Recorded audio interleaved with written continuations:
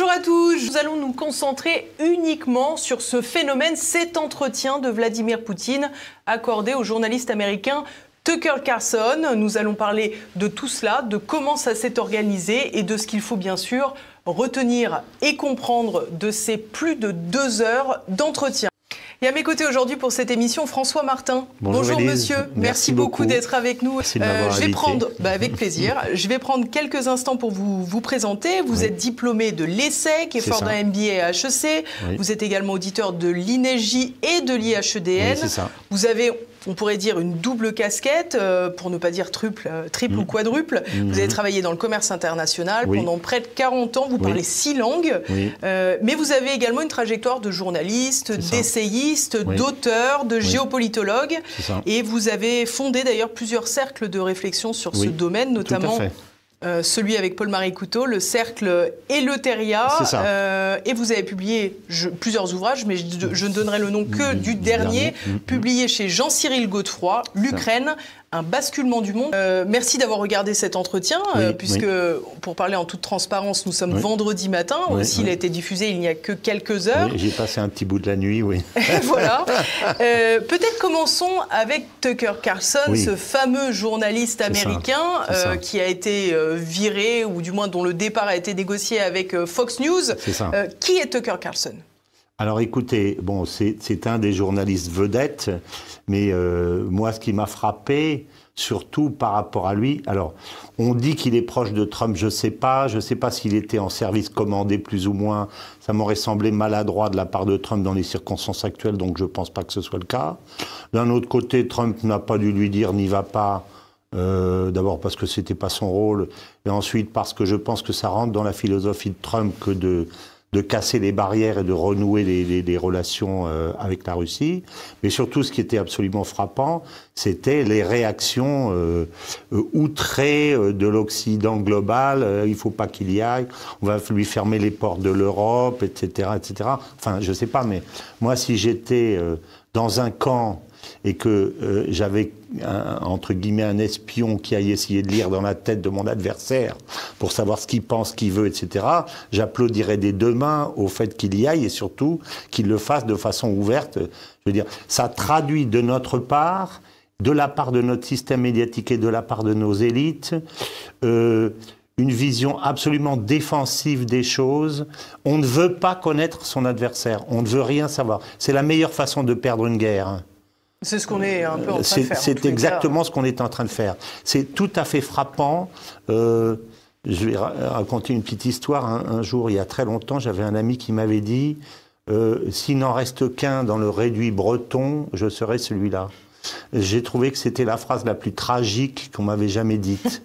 Parce que moi, je m'appelle François-Xavier, mon saint patron, c'est Saint François-Xavier, le gars qui est aux Moluques, en train de mourir, et qui se demande comment il va pouvoir faire pour aller au Japon, pour aller convertir les Japonais. Voilà. Ça, c'est la vision, entre la vision positive de celui qui veut connaître, qui veut, sans se départir de son patriotisme ou de son identité, et celui qui dit je veux pas savoir, je veux pas savoir qui est en face, etc. Et je trouve qu'on est exactement dans ce cadre-là, et c'est un signe de décadence, en fait.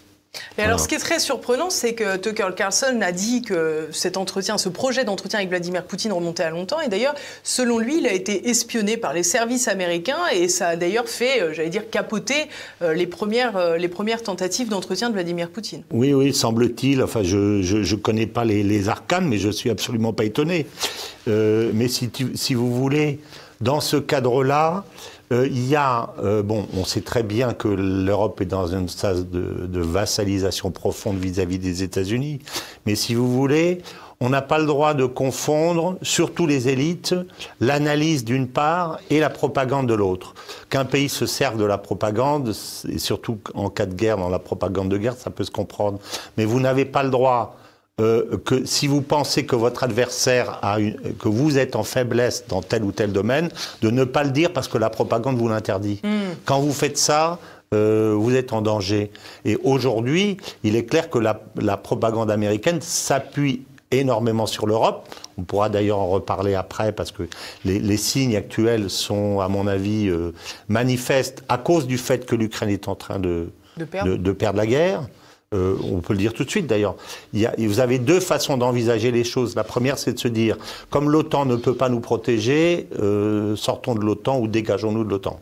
La deuxième, c'est comme ce qui dit la même chose au départ, comme la Russie est en train de gagner, jamais nous n'avons autant eu besoin de l'OTAN qu'aujourd'hui. Donc, on est dans une phase très claire d'hystérisation de l'Europe. Poutine est à nos portes, etc. Question à laquelle Poutine répond à un moment donné. Absolument. Il dit, mais qu'est-ce que vous voulez que j'aille faire dans les pays baltes? Enfin, qu'est-ce que ça lui apporterait aujourd'hui où il a tout son pays à développer, y compris l'Ukraine d'ailleurs, ou la partie de l'Ukraine qui va annexer? Pourquoi est-ce qu'il irait créer les conditions d'une guerre mondiale avec la Pologne? Donc, on est dans un système d'hystérisation totale, piloté par les Américains, et je trouve que la façon dont on a envisagé le fait d'essayer d'interdire à Carlson et puis en fait le fait ensuite de le dénigrer comme on fait est tout à fait typique de cette stratégie mise en œuvre de façon volontaire par l'Amérique. Alors ce qui est quand même assez incroyable, c'est que c'est un entretien de chef d'État, de tout temps ça a eu lieu et ça a quand même fait réagir les instances européennes. Oui. Je vous propose de regarder tout de suite le porte-parole de la Commission européenne. Oui, oui.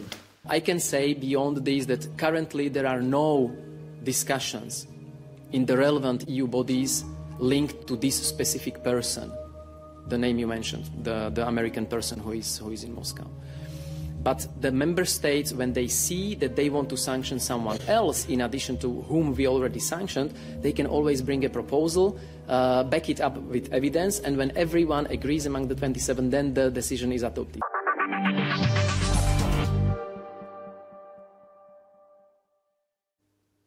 Alors, quelle est votre réaction? C'est ahurissant d'entendre ça. On dit, ah mais nous n'avons pas de discussion à propos de cette personne.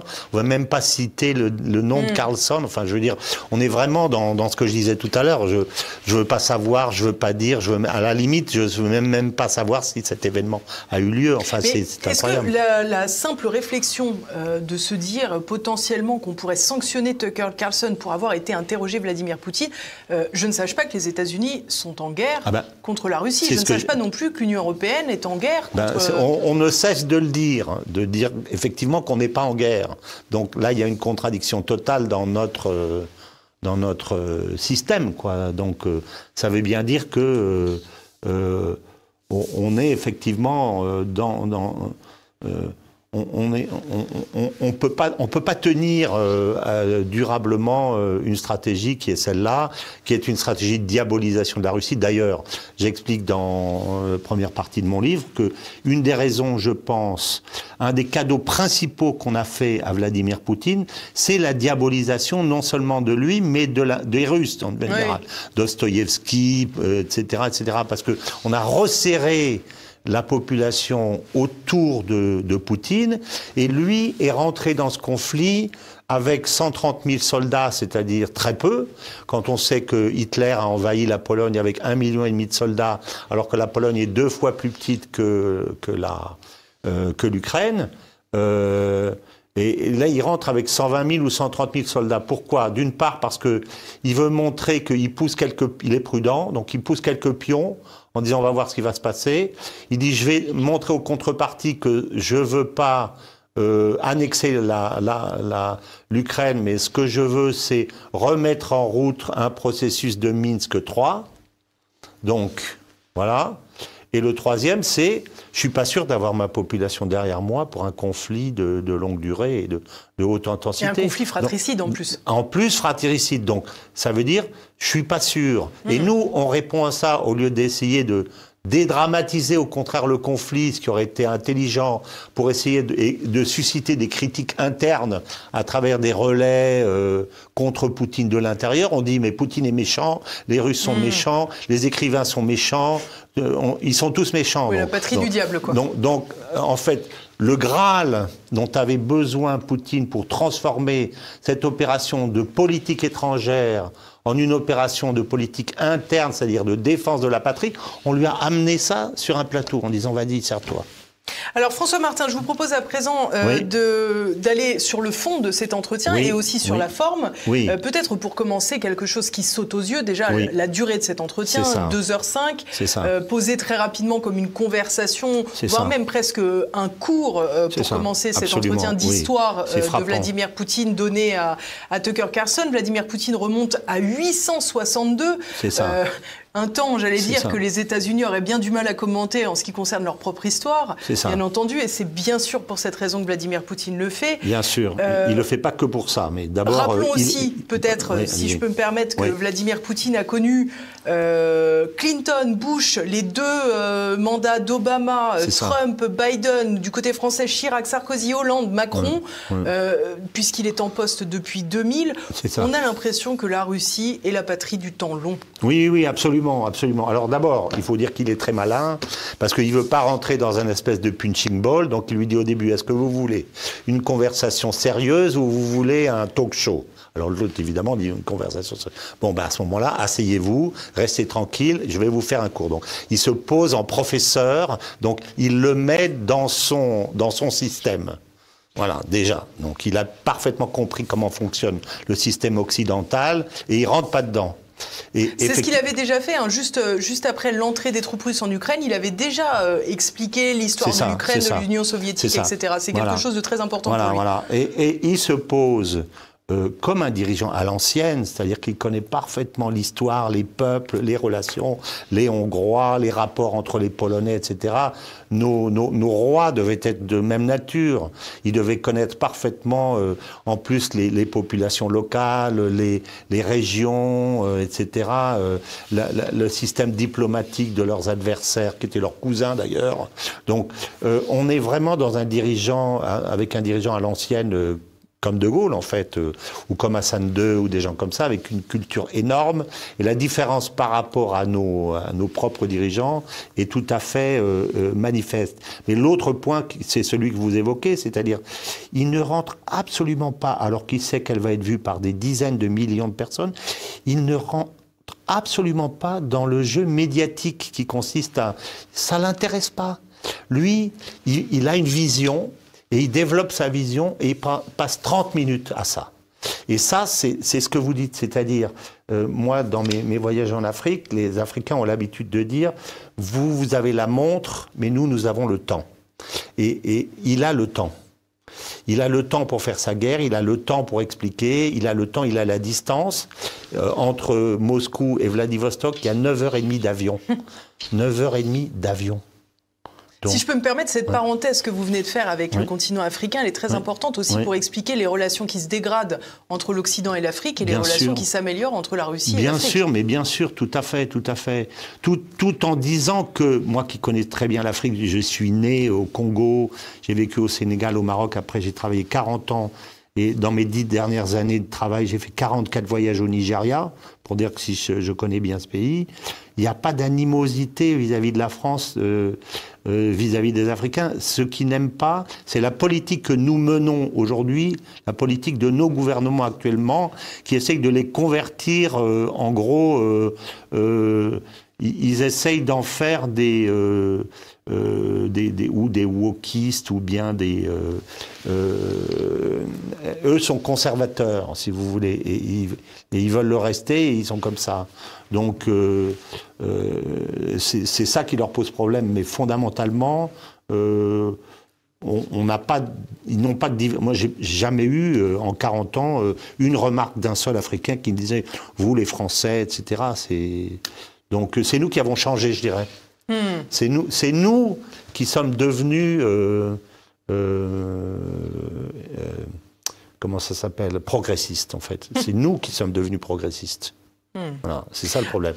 Et c'est un des problèmes de la fracture culturelle. C'est peut-être le principal problème de la fracture culturelle. Dans le choc des mondes, quelque part. Voilà, entre Nord et Sud, c'est ça. On a le sentiment aussi que dans cette rétrospective historique que fait Vladimir Poutine, il revient aussi évidemment à la question presque centrale, j'allais dire, de la question ukrainienne, c'est l'OTAN. Et il revient donc à cette notion d'expansion et d'extension de l'OTAN à ses portes. Oui, bien sûr. Alors, Carson prend l'air un peu étonné. Alors, je ne comprends pas comment Carson peut être étonné, parce qu'en fait, la séquence est absolument limpide. Et il dit qu'au début, donc, il veut une architecture de sécurité, et qu'en réponse, les Américains bombardent la Serbie, ce qui a été le choc initial. Et puis ensuite, il y a toute cette série-là. Et en fait, la ligne rouge est franchie en 2008 au sommet de l'OTAN c'est quoi? C'est Bucarest, c'est le sommet de Bucarest, où on dit la prochaine étape, alors qu'il avait dit précédemment, 6 mois avant, je crois, la Géorgie et l'Ukraine, non. Et en 2008, on dit la prochaine étape, c'est la Géorgie et l'Ukraine. Et 6 mois après, ça se passe en janvier ou février, et en juillet, la Géorgie attaque l'Ossétie du Sud. C'est pas l'Ossétie qui a attaqué, c'est Saakashvili qui attaque. Et lui, il répond, et 40 kilomètres avant d'arriver à Tbilissi, il repart. Donc, en fait, d'abord, c'est pas Sarko qui a provoqué ça, Sarko a fait un peu je dirais, de cinéma autour de ça. Alors, je ne dis pas qu'il a été totalement inutile, mais moi, je suis persuadé que Poutine n'avait pas plus besoin d'aller à Tbilissi que d'aller à Kiev. Il n'allait pas se faire prendre à prendre la ville, être obligé de la gérer, etc. Visiblement, il n'a aucune intention de se vietnamiser, ni dans un cas ni dans l'autre. Voilà, c'est ça que je dirais. Ce qui est intéressant là sur cette question de l'OTAN qui avance, c'est que on a en Occident, avec les médias occidentaux, une rhétorique de cette Russie belliciste. Et là, dans ce qu'explique Vladimir Poutine, c'est pas du tout ça. Il explique, lui, qu'il était plutôt dans une position défensive, avec face à lui des gens qui avançaient. Mais bien sûr, il n'y a qu'à regarder l'histoire, si vous voulez. On fait commencer le conflit le 24 février, mais ça, c'est la façon, je dirais, occidentalo-médiatique qui consiste à couper le premier acte et de faire commencer au début du deuxième acte, quand le type rentre dans la maison. Mais il faut regarder la géopolitique et l'histoire, il faut regarder tout ce qui se passe. Et il suffit de lever un peu le nez du guidon pour se rendre compte que le processus, c'est effectivement un processus géopolitique qui consiste à attaquer la Russie. Pourquoi? Parce qu'en fait, alors ça c'est une chose, je pense que ça vaut la peine d'expliquer un peu parce que c'est vraiment important. Si vous voulez, au moment où naît la puissance américaine au départ, vous avez dans la ville, dans le quartier, vous avez un bar qui s'appelle le bar de l'Europe. Et vous avez tous les petits caïds qui sont accoudés, l'espagnol, le français, l'anglais. Alors, ils commencent à claquer la figure de l'anglais, pour commencer. Bon, avec l'aide de la France. Après, ils claquent la figure de l'espagnol, ils lui piquent le Nouveau-Mexique, etc. Ensuite, ils battent l'allemand et l'italien. Donc, pour eux, c'est quelle vision ils ont de l'Europe depuis le début. Or, l'Europe, c'est le cœur, je dirais, culturel, économique, traditionnel, historique du monde, au départ. Alors, vous avez l'Amérique d'un côté et vous avez la Russie de l'autre. Alors, pour l'Amérique, l'Europe leur appartient. Et pour les Russes, ils appartiennent à l'Europe. Donc, je dirais, c'est presque Rome et Carthage, si vous voulez. Il y a l'Europe au milieu. Il est impossible que cette rivalité ne se termine pas par la disparition de l'un des deux empires, à mon avis. Et ça, Poutine ne le dit pas. Et je pense qu'il a essayé, je pense qu'il n'est pas assez bête pour ne pas avoir compris cette espèce d'incompatibilité fondamentale. Mais lui, son jeu, c'est d'essayer de se rapprocher de l'Ouest. Mais si vous voulez, pour moi, je l'explique dans mon livre, je pense qu'on a eu le tort de considérer que la Deuxième Guerre mondiale s'arrêtait en 1945. En fait, pour moi, la Deuxième Guerre mondiale s'arrête en 1991. Parce que le véritable ennemi des Américains, c'est c'est pas l'Allemagne, c'est la Russie. Parce que la Russie a la profondeur de champ, elle a une idéologie absolument toxique par rapport au libéralisme qui est le marxisme, elle a la profondeur de champ politique, géographique, elle a toutes les ressources possibles et imaginables. Donc, si vous voulez, c'est la Russie qu'il faut faire tomber. Et au moment où la Russie tombe, enfin, où le système soviétique tombe, à ce moment-là, il faut, mais impérativement, recréer sous une autre forme ou d'une autre, un rideau de fer, parce que sinon, la Russie, qui est redevenue présentable, se mettra avec l'Allemagne, la France, etc., et fera pièce aux États-Unis et mangera le morceau que les États-Unis considèrent depuis presque leur création comme leur appartenant. Donc, il faut... La Troisième Guerre mondiale, elle commence en 91, au moment où finit la Deuxième. Et la meilleure preuve de ça, c'est que il y a quelques années, il y a eu 1 ou 2 ans, il y a eu un article d'un conseiller de Poutine qui s'appelle Glaziev, Sergueï Glaziev, qui est celui qui avait monté le système des 5 R, vous savez, des monnaies, les 5 monnaies, les roupies, etc., les 5 R. Bon. Et Glaziev a écrit un livre il y a 15 ans, disant « La Troisième Guerre mondiale aura lieu et les États-Unis la perdront ». Ça veut dire quoi? Ça veut dire que dans l'esprit de tous les intellectuels russes, la Troisième Guerre mondiale, sous une forme qui peut être militaire ou non, mais est inévitable pour cette raison même que je viens d'expliquer. Eux le savent, mais nous, on ne le sait pas, parce qu'on ne veut pas le savoir, parce qu'on vit enfermé dans notre système et qu'on ne veut surtout pas regarder à la fenêtre pour savoir qu'est-ce que veulent et qu'est-ce que disent et qu'est-ce que pensent les gens d'en face. C'est ça le problème. Mais eux le savent. Et aujourd'hui, on est dedans. Mais si on ne comprend pas cette double rivalité avec l'Europe au milieu, on ne peut pas comprendre ça. Et ça ne s'arrêtera pas. Bien sûr. Ça peut prendre des formes moins belliqueuses, mais ça ne s'arrêtera pas. C'est pour ça aussi que je pense, on anticipe un peu, qu'en fait, il n'y aura pas de paix. Il ne peut pas y avoir de paix. Non pas parce que les Russes ne le veulent pas, mais parce que les Américains ne le veulent pas. Parce que la notion du rideau de fer tombe, si c'est ça. C'est pas possible. On reviendra sur les discussions de paix un petit peu plus tard, si vous voulez bien. J'aimerais revenir sur un petit détail qui n'est pas un détail, c'est que Vladimir Poutine parle des États-Unis, parle évidemment de l'Europe. À aucun moment la France n'est évoquée, sinon dans l'irrespect finalement des accords de Minsk. C'est ça. Et il y a toutefois un point qui m'a particulièrement interpellé dans tout cet entretien, c'est la discrétion que Vladimir Poutine, il joue d'ailleurs un petit peu avec cette discrétion en expliquant à Tucker Carlson des anecdotes de ses rencontres avec les dirigeants politiques, mais il refuse de retranscrire les propos de ses homologues. Et évidemment, ça fait écho à une séquence que l'on a bien connue en France avec Emmanuel Macron. Je vous propose de la regarder rapidement. C'est ça. Ce ne sont pas les séparatistes qui vont faire les propositions sur les lois ukrainiennes. Значит, смотри, мы с тобой, видимо, совсем по-разному это все понимаем. Значит, я уже тебе говорил, когда мы лично встречались, указывал и читал даже пункт 9, 11, 12 Минских соглашений. Je ne sais pas où ton juriste a appris le droit. Moi, je regarde juste les textes et j'essaie de les appliquer.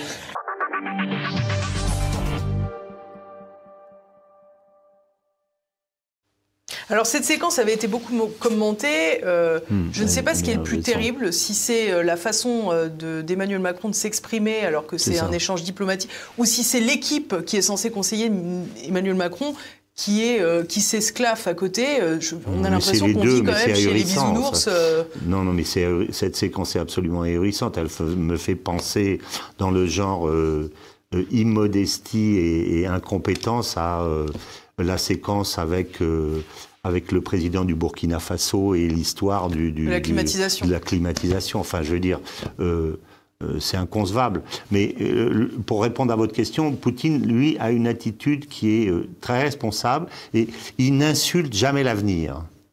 Donc, il n'insulte jamais l'avenir parce qu'il se dit toujours, parce qu'il est dans le temps long, qu'il peut avoir, à un moment donné, la nécessité ou l'envie de se réconcilier ou de revenir avec les dirigeants occidentaux. Donc, ce jour-là, quand par exemple, supposons qu'il a serré la main de Biden, à aucun moment il a dit Biden, ce clown, ce vieux schnock, etc. Jamais on a entendu ça de sa part. Il est toujours respectueux Donc, il n'insulte jamais l'avenir. Et c'est la différence avec nous. Et là encore, on est dans le temps long que vous disiez tout à l'heure. Nous, on est dans le temps court. Alors, si on peut faire une petite blague pour s'attirer quelques voix, quelques semaines, alors on va... nous, on est dans la médiatisation permanente, si vous voulez. C'est pas de la politique, dans la communication, ça. Quoi. Oui, c'est ça. C'est pas de la politique. Vous avez évoqué il y a quelques minutes cette question des négociations de paix qui, on l'a bien compris, selon vous, n'auront pas lieu. Oui. J'aimerais qu'on revienne sur une séquence toute particulière dans l'entretien de Vladimir Poutine avec Tucker Carlson, où il évoque des discussions de paix au tout début, après l'entrée des troupes russes en Ukraine. On l'écoute tout de suite. But the British persuaded us and we refused this. Where is Mr. Johnson now? And the war continues. That's a good question. Where do you think he is and why did he do that?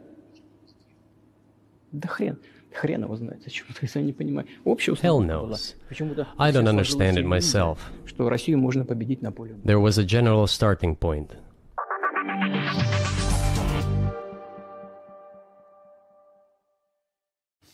Alors ça, c'est très intéressant, et notamment parce que Vladimir Poutine dit « l'enfer le sait ».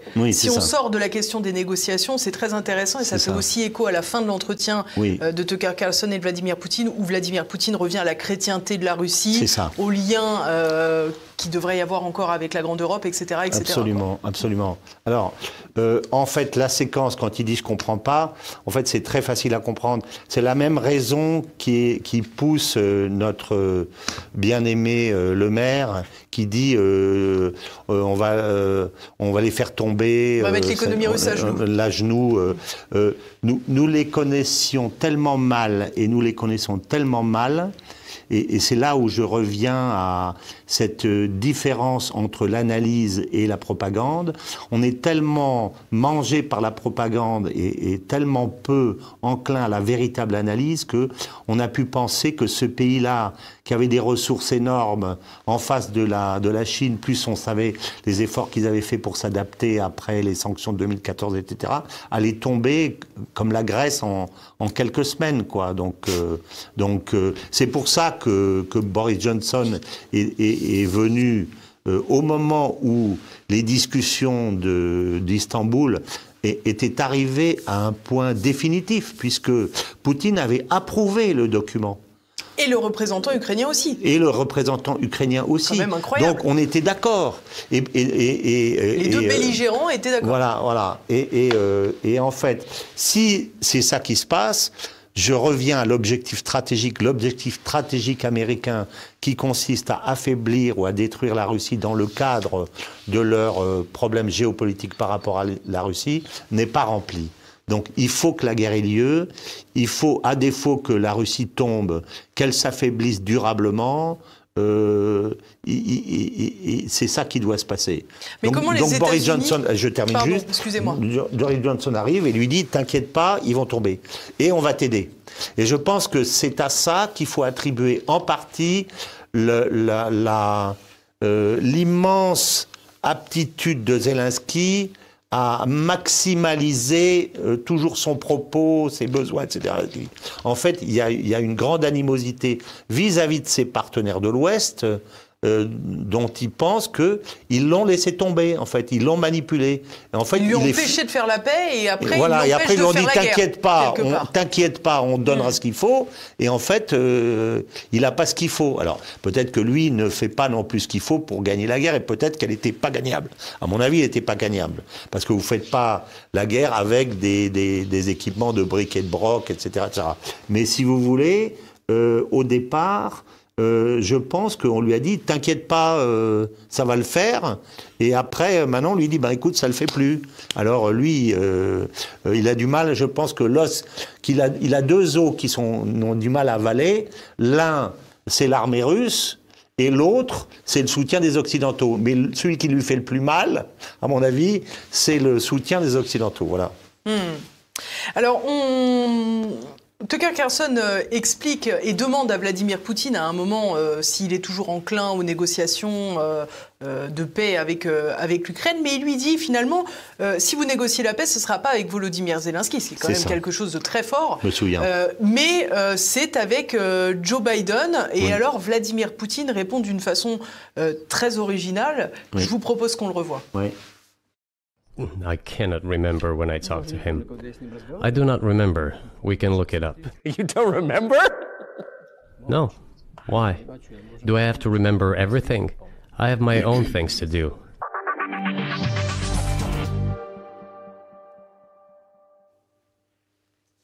Alors vous disiez tout à l'heure, il n'est pas insultant à l'égard de Joe Biden. Pas du tout. Bon, il le réduit quand même à portion congrue, là. Oui, un peu, oui. Oui.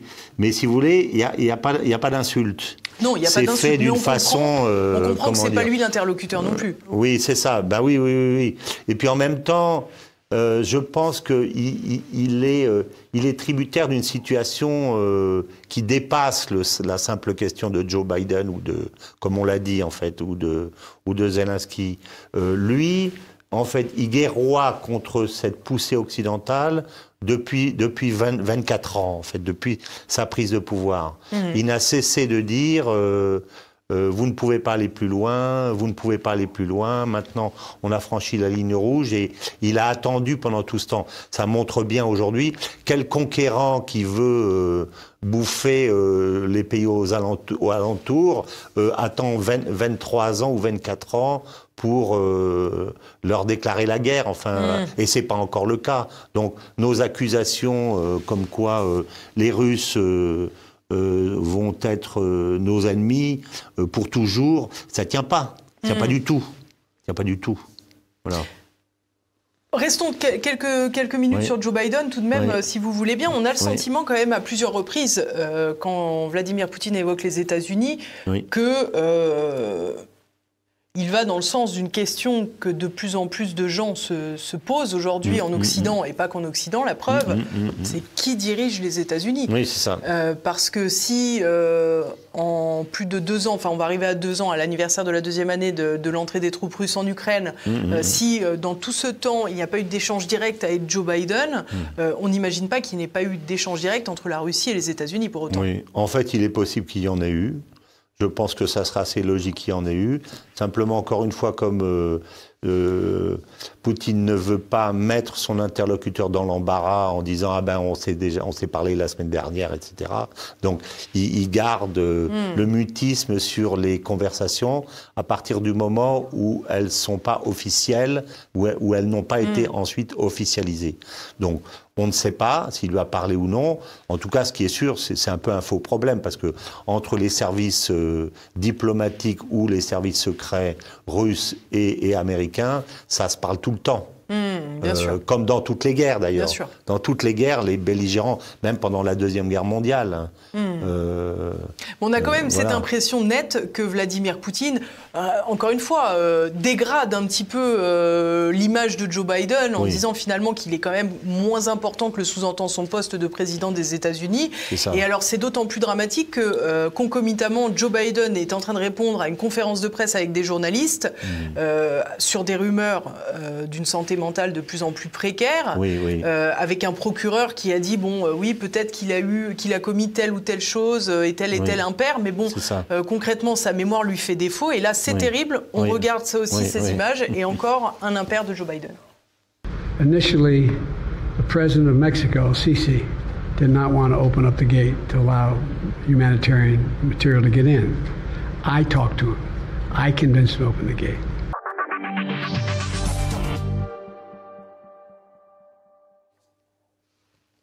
Donc là, ça devient quand même très très problématique. On a un Joe Biden qui explique qu'il a parlé au président égyptien, Al-Sisi, sauf qu'au lieu de dire l'Égypte, il dit le Mexique. Il y a quelques jours, quand il voulait parler d'Emmanuel Macron, il avait parlé de Mitterrand. Ça devient très difficile. Ça l'était déjà. Il n'y a que nous.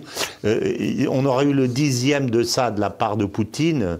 Tous les médias occidentaux auraient fait des gordes chaudes depuis 2 ans en disant mais il est fou, il est gâteux, il est ci, il est ça, etc.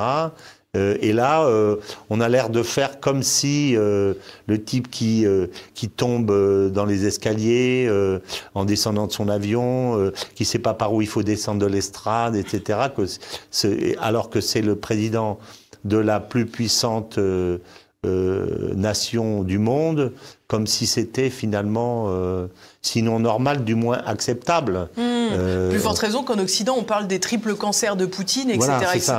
Voilà, sans aucun fondement. Ça. Mais là, encore une fois, Poutine n'insulte pas l'avenir. Une des caractéristiques de cet homme, c'est la patience, et l'autre, c'est la prudence. Il est très prudent. Il est toujours très prudent dans ce qu'il fait. Alors que je crois que dans son dossier du KGB, il avait été considéré comme réformable. Il est quand même rentré, mais le point principal, c'était un type qui était considéré comme n'ayant pas aucun sens de la peur, en fait. Pas de sens du risque. Prêt à prendre n'importe quel risque à n'importe quel moment. Donc ça veut dire que où il a beaucoup évolué, où il a les deux, ce qui le rend exceptionnel de toute façon. Voilà. Mais il est toujours très prudent, là. Il est très prudent vis-à-vis de Carlson. Très mesuré. Très mesuré, toujours. Il n'insulte jamais l'avenir. Voilà. Ce qu'on a vu également dans cet entretien, là on a vu tout à l'heure Tucker Carlson s'esclaffer, un côté yankee dans cet entretien du présentateur et journaliste, face à un Vladimir Poutine beaucoup plus retenu dans ses prises de parole et avec des sourires très très en coin, etc. etc. C'est d'ailleurs intéressant, c'est un peu le choc des cultures là aussi. C'est ça, absolument. On voit une autre séquence qui est sans doute celle qui laissera le plus de traces, c'est la séquence sur Nord Stream, on va la revoir. Oui. Who blew up Nord Stream? You for sure. I was busy that day. Nate, do you have I did not blow up Nord Stream. Thank you, though. У вас лично, может быть, есть алиби, у вас лично. You personally may have an alibi, but the CIA has no such alibi.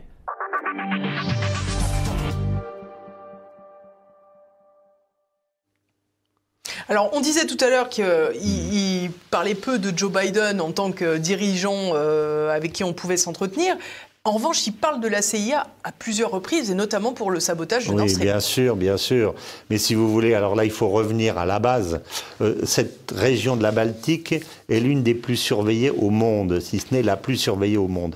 Donc vous avez des capteurs à tous les endroits, à toutes les profondeurs. Donc il n'y a pas un poisson qui peut traverser sans qu'il soit repéré quelque part. Donc, qui peut penser que qui que ce soit d'autre que les Américains ou quelqu'un qui le fait pour le compte des Américains puisse faire ce sabotage sans que on soit au courant? C'est pas possible. Dans l'entretien, Poutine il dit il y a deux points en fait qui doivent se conjuguer, l'intérêt de détruire Nord Stream et la capacité à le faire. Voilà, exactement. Pour ces deux points, il n'y a pas grand monde qui peut se porter candidat. Bien sûr. En plus, si vous regardez le timing, je crois, il y a deux points importants. C'est que je pense, de mémoire, le Nord Stream éclate la veille ou le lendemain du jour de l'inauguration du pipeline Norvège-Pologne. Voilà. Et au moment où ça explose, un homme politique polonais, qui est un député, je crois, qui dit « Thank you, America ». Et après, le tweet est enlevé. Donc, ça fait aucun doute. Et l'autre chose qui est intéressante à remarquer, c'est que dans son entretien, dans son article... le journaliste américain qui a levé Seymour Hersh dit, me semble-t-il, que la conception du dossier, elle date de juin 2021. C'est-à-dire bien avant la guerre. La guerre, c'est février 2022. Mais Joe Biden avait dit qu'il ne laisserait pas de toute façon fonctionner Nord Stream. Oui, absolument. Mais si vous voulez, si c'est conçu à partir de juin 2021, la conception est faite à ce moment-là, ça veut dire qu'en fait, la véritable personne qu'il faut punir, c'est pas les Russes, ce sont les Allemands. Les États-Unis poursuivent dans cette guerre deux objectifs contradictoires, comme ils l'ont fait pendant la Deuxième Guerre mondiale, confère le livre d'Éric Branca, L'ami américain, où en même temps, ils négocient, ils se servent des Russes, ou ils s'allient aux Russes pour battre les nazis, et en même temps, ils négocient avec les nazis pour essayer de retourner les nazis pour aller combattre les Russes. Ils font ça, donc ils poursuivent les deux en même temps. Ils financent l'OAS et le FLN en même temps. Ils financent le Shah et Khomeini en même temps. Et là, ils poursuivent deux objectifs en parallèle. L'un, c'est de battre la Russie, ou de moins, d'affaiblir la Russie, parce que je pense qu'ils savent qu'ils ne peuvent pas la battre militairement, puisque si vous battez militairement un pays qui est le premier pays nucléaire au monde, vous êtes en danger. Donc vous ne pouvez pas le faire. Donc c'est aussi pour ça qu'ils ont joué avec Zelensky, pour lui donner suffisamment pour ne pas perdre, mais jamais suffisamment pour gagner, parce que c'est trop dangereux. Par contre, on peut affaiblir, c'est ce qu'ils pensaient, économiquement, etc., etc., etc. Mais si vous voulez, et l'autre objectif, c'est de manger l'Europe. Et je me suis demandé... Il faut commencer par l'Allemagne. Voilà, en commençant par l'Allemagne. Lequel des deux était prioritaire, en fait? Alors, je dis que ils ont deux proies, mais il y en a une qui se défend et l'autre qui ne se défend pas. Laquelle vont-ils manger? Et laquelle sont-ils en train de manger? C'est celle qui ne se défend pas. Bien sûr. Donc on est en plein dans ce truc-là. Et c'est l'Allemagne le problème, parce que l'Allemagne a monté un système qui est celui monté par Schröder et ensuite poursuivi par Madame Merkel, mais c'est Schröder, avec la relation privilégiée avec les États-Unis, disant on vous tient l'Europe pour votre compte. On investit partout, etc. On vous maintient l'Europe sous votre coupe. En contrepartie de ça, on fait le business avec la Chine. 40% des exportations de Volkswagen, c'était en Chine. Je ne sais pas combien encore. Et on reçoit le gaz. Donc on a la pieuvre, on a les matières premières, on a le commerce extérieur et on a l'appui politique. Mais c'est la martingale parfaite, ça. Il ne faut jamais toucher à ça. Jamais.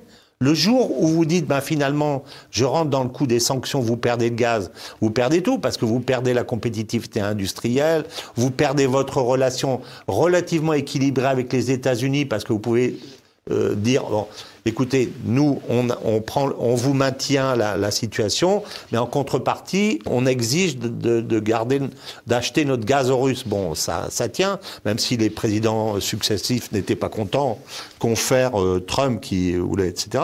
Donc là, il y a une punition de l'Allemagne, je pense qu'on peut le lire comme ça, et pas dans le cadre d'une guerre, mais une punition de l'Allemagne, parce que l'Allemagne doit rentrer dans le giron et faire, etc. D'autant plus qu'il y a un deuxième prétendant, qui est la Pologne, qui est là derrière, en disant, moi, je suis ton véritable ami, etc., les Allemands, etc. Donc, il y a une espèce de jeu entre, je dirais, l'ancienne maîtresse et la nouvelle, je dirais, on peut dire ça un peu comme ça, qui est assez intéressant à observer.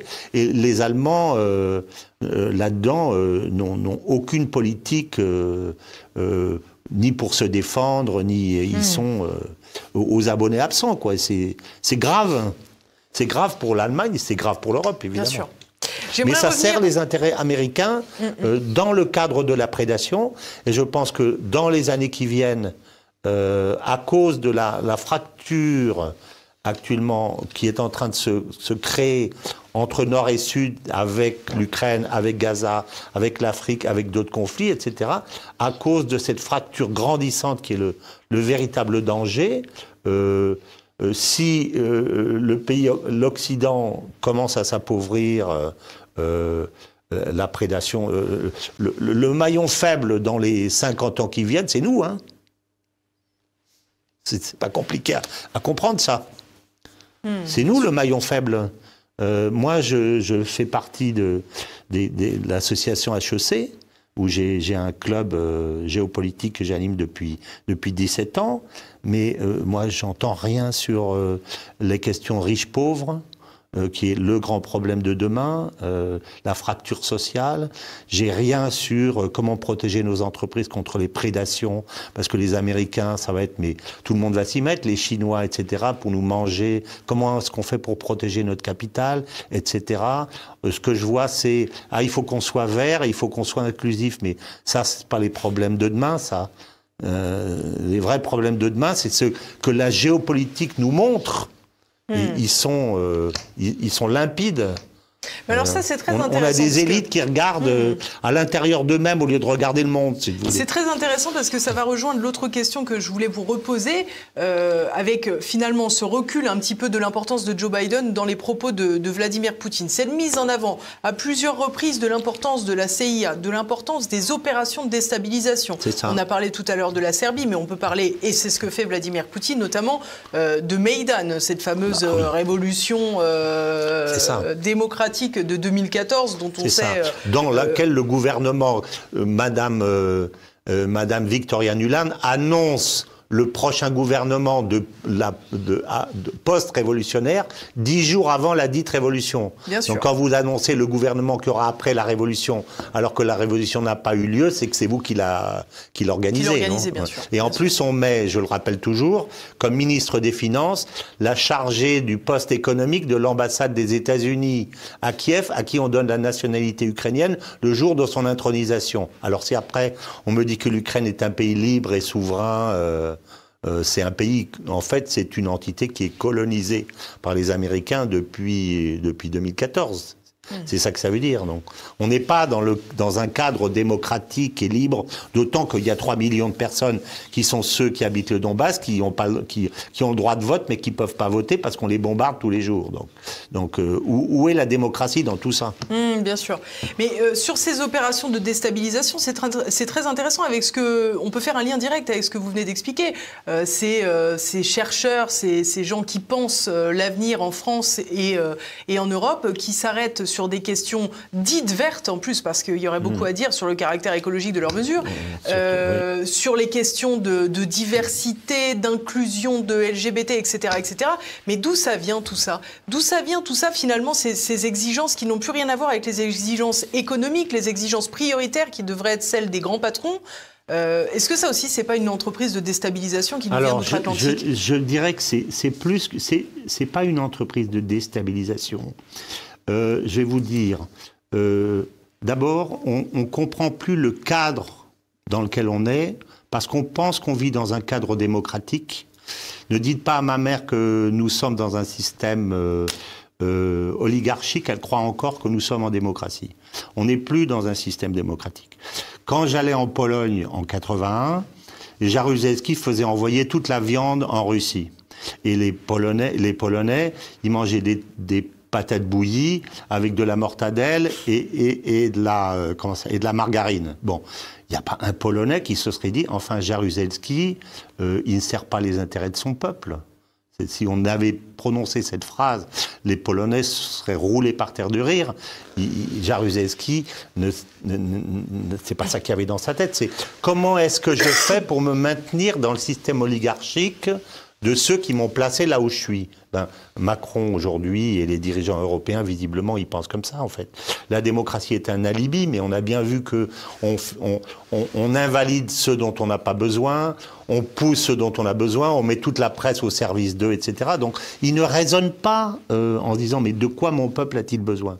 Ils se disent, que dois-je faire pour me faire adouber par les Américains, par la Commission? Quel est mon agenda personnel demain? Est-ce que je veux être président de l'Europe ou de la Commission, etc., ou de telle grande entité, etc.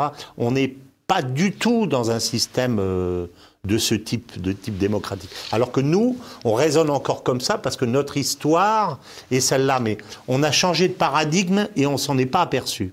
Or, nous vivons tous les syndromes du système oligarchique et plutocratique. Mais nous ne le voyons pas. Il faut ouvrir les yeux. Où est la parole politique? Quand vous avez un chef et que vous avez un système politique, vous avez une parole politique. Aujourd'hui, vous n'avez pas une parole politique, vous avez une parole avec une expression, je dirais, dogmatique, vous voyez. Ça, c'est pas une parole politique, c'est une parole dogmatique. C'est pas pareil, vous voyez.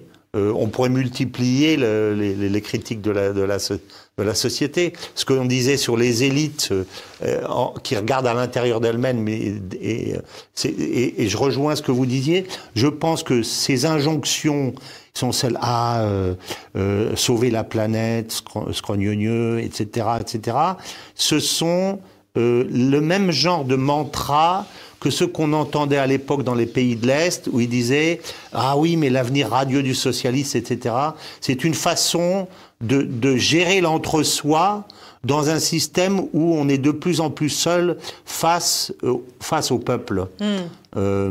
Les gens qui n'arrivent pas à finir leur mois, ils se disent pas comment est-ce que je vais sauver la planète dans 100 ans. Oui, bien sûr. Ils se disent attends, comment je vais faire pour éduquer mes enfants? Comment ils se demandent pas si c'est inclusif ou pas inclusif, si on a, pourquoi est-ce qu'on fait pas une manifestation des fiertés gays dans leur village. C'est pas ça leur préoccupation. Donc, ce sont des préoccupations qui sont typiquement élitistes et bourgeoises, en fait, et qui sont maintenues pour essayer de maintenir une certaine forme de cohésion dans un système qui ne fonctionne plus. Moi, je reprends Guy Luy en disant ça. Hein. C'est ce que pense Guy Luy. Hein. Bien sûr. Voilà. On voit dans cet entretien que Donald Trump est évoqué une fois. Vladimir Poutine dit qu'il entretenait des bonnes relations avec lui, pas forcément politiques, mais qu'ils avaient des capacités à s'entendre et à discuter, à l'instar de Bush Junior, d'ailleurs, c'est assez surprenant même Bush fils, puisqu'on ne peut pas dire que Bush était très isolationniste, contrairement à Donald Trump. Est-ce que on est dans une année électorale américaine, avec un bilan que Vladimir Poutine n'a pas oublié de rappeler, un bilan américain catastrophique, avec une crise migratoire, une crise financière. Je me souviens de la séquence, Carlson est là, et Carlson... on va la regarder rapidement. You have issues on the border, issues with migration, issues with the national debt, more than $33 trillion. You have nothing better to do, so you should fight in Ukraine? Wouldn't it be better to negotiate with Russia?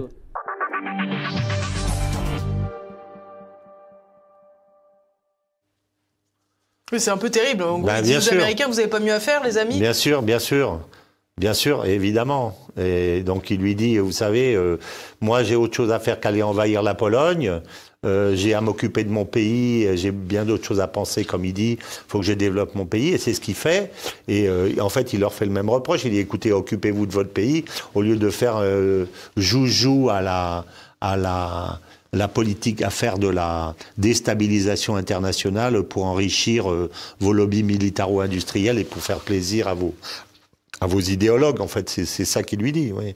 Comment vous voyez l'hypothétique retour de Donald Trump dans ce contexte international extrêmement chaud avec la guerre en Ukraine, mais aussi avec le conflit israélo-palestinien, grand absent de cet entretien? Oui, tout à fait. Mais Carlson ne lui pose pas la question. Absolument non plus. Pas. Il veut pas mélanger les choses. Écoutez, alors, moi je suis un peu partagé. De toute façon, je pense que rien ne peut être pire que Biden, de toute façon. Bon. Donc, de toute façon, si c'est Trump, il y aura au moins de la décision. Et quand Trump dit qu'il fera la paix en 24 heures, je le crois possible. Je pense qu'il n'a pas pu faire ce qu'il voulait faire, ni par rapport à l'État profond, ni par rapport à une politique de réconciliation avec la Russie, parce qu'on lui a collé dans les pattes cette histoire de Russie, de collusion, voilà, de collusion avec la Russie, dont finalement qui n'existait pas. Donc en fait, son premier mandat, il a eu les mains un peu liées par ça. Donc Trump, c'est un homme, ça a été dit souvent, c'est un homme de deal. Il aime bien faire des deals. C'est en fait un type assez pacifique. Donc il va aller le voir, il dit bon, alors maintenant c'est quoi la situation? Alors entre autres points, moi je pense que une des raisons pour lesquelles Poutine est si prudent et il s'engage pas, c'est que de toute façon il veut Kramatorsk et Odessa. Il dit je veux dénazifier parce qu'il veut pas dire moi je serai tranquille quand j'aurai mangé la bande de terre jusqu'à Odessa et que quand je vous aurai fermé l'accès à la mer Noire. Voilà, donc à ce moment-là, on parlera plus de démilitarisation de l'Ukraine parce que l'Ukraine sera démilitarisée de fait. Et en plus à ce moment-là, si les Polonais et les Hongrois veulent leur petit bout qui leur appartient, qui le prennent. En gros, il le dit pas, mais c'est ça qui fait comprendre. Donc voilà. Mais vous pensez que le retour de Trump pourrait transformer tout? Non. Je pense qu'il y aura un deal assez facile il partira du fait de la situation présente. Il dira, bon, maintenant, de deux choses l'une, ou c'est la guerre. Il y a trois solutions. C'est ou la guerre, il y en a quatre. C'est ou la guerre mondiale, ou la paix. Mais si c'est la paix, il n'y aura pas de paix, parce que s'il y a une paix, le lendemain matin, Macron et Scholz sont à Moscou en disant « redonne-moi du gaz pas cher », puisqu'on est en paix. Donc cette idée, ça n'ira pas aux États-Unis. Non, ça ne plaira pas aux États-Unis, ça je pense que Trump n'en voudra pas.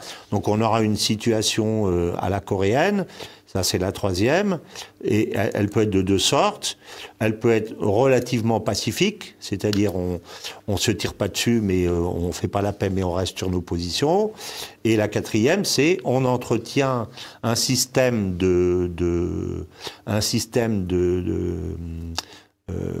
d'hystérisation de l'Occident, de telle sorte de garder l'Occident sous notre coupe et que l'Occident, surtout, ne mette pas en cause l'OTAN, puisque plus on hystérise, plus on rend l'OTAN indispensable. Et moi, je pense que Trump chercherait plutôt la troisième, parce que les conflits, alimenter les conflits fondamentalement, ça l'intéresse pas. Ce qui l'intéresse, lui, sa grande affaire, c'est l'État profond, c'est de virer l'État profond américain. Donc je pense qu'il cherchera un deal. Il leur dira, il essaiera d'obtenir on fasse d'Odessa une ville internationale et de façon à ce que garder l'accès à la mer. Mais s'il n'y arrive pas, je pense qu'il dira, c'est comme ça. De toute façon, il a pas grand-chose à jouer. Dans un an, quand la victoire de la Russie sera consolidée, qu'est-ce qu'il aura à présenter pour dire si vous faites pas ça, je fais ça. Il va pas les menacer d'une guerre nucléaire. Donc, à mon avis, ça va se terminer comme ça. Par contre, le problème à Gaza est très différent, puisqu'on sait que Trump est encore beaucoup plus, je dirais, pro-israélien que ne l'est Biden. Mais moi, si on vient un tout petit peu là-dessus, je ne suis pas si pessimiste sur l'issue du conflit israélo-palestinien qu'on le dit aujourd'hui.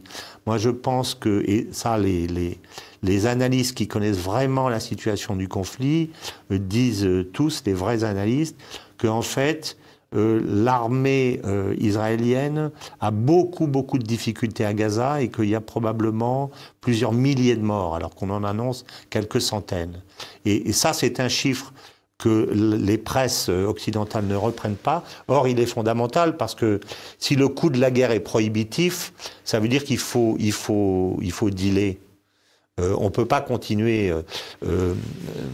Netanyahou fait de la gonflette en disant on va aller jusqu'au bout, mais s'il a 2000 morts ou 3000 morts...